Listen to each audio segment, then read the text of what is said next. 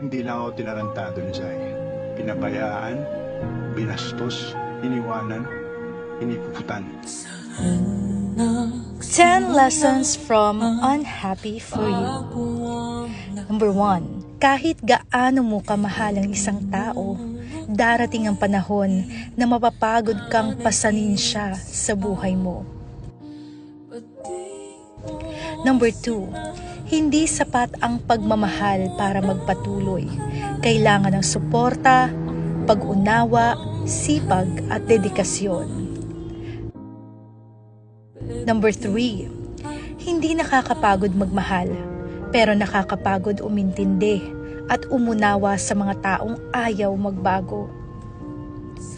Number 4, pinakamahirap man, but sometimes the wisest decision is to let go.